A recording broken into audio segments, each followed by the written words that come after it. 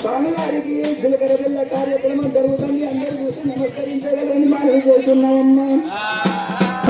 గుర్తుల కళ్యాణం కూడా మళ్ళీ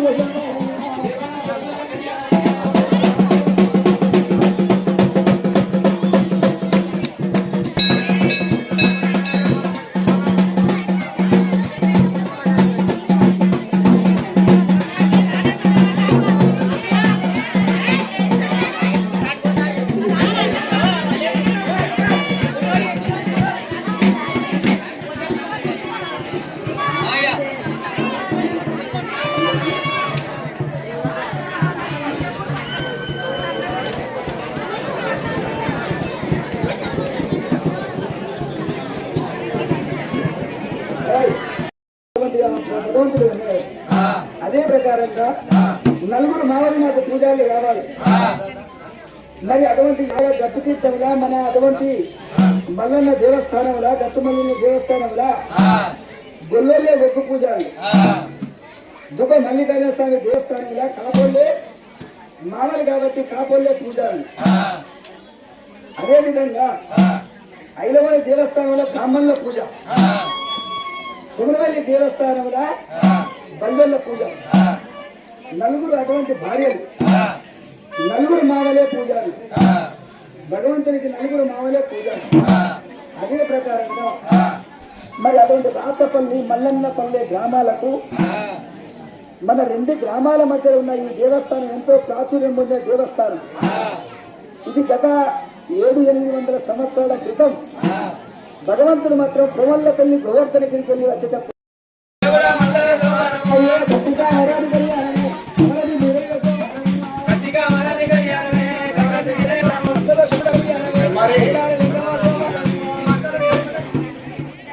పెద్ద మనసుతోటి ఈ యొక్క గుడికి నా వంతు సహకారం గుర్తభక్తి.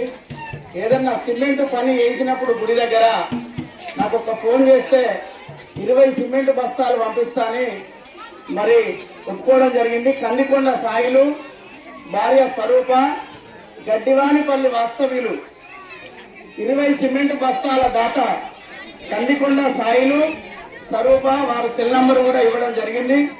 మనకు గుడి దగ్గర సిమెంట్ పని ఏదైనా ఉన్నట్టయితే వారికి ఒక ఫోన్ చేస్తే 20 బస్తాలు పంపిస్తారు. వారికి వారి కుటుంబాన్ని హలో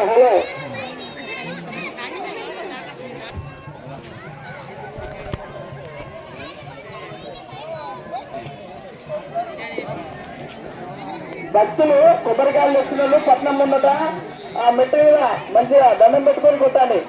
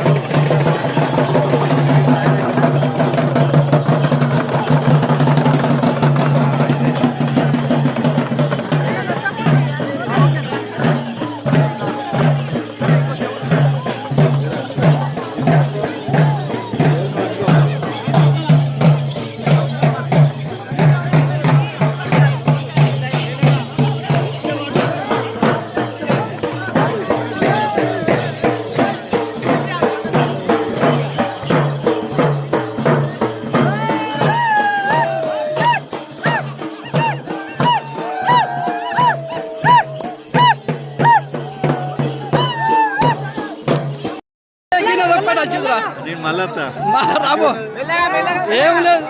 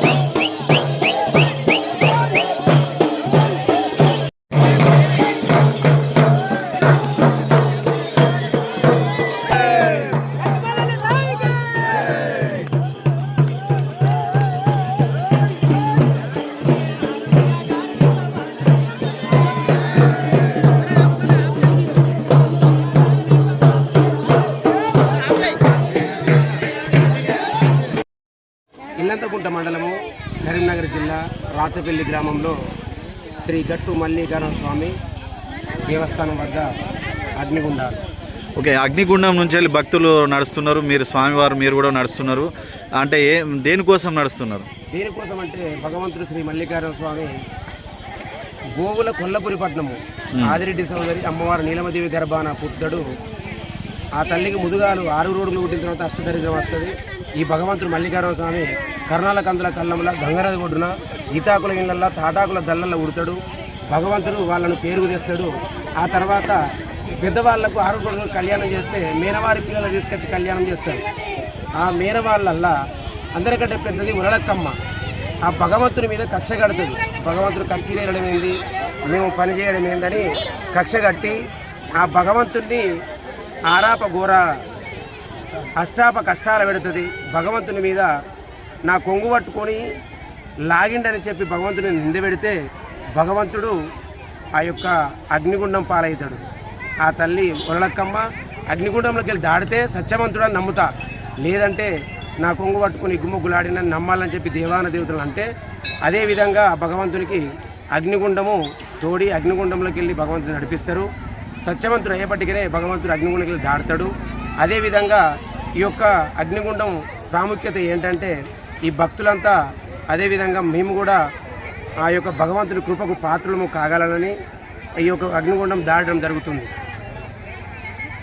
ఇప్పుడు అగ్నిగుండం దాటిన భక్తులకు కోరుకున్న కోరికలు నెరవేరుతాయా?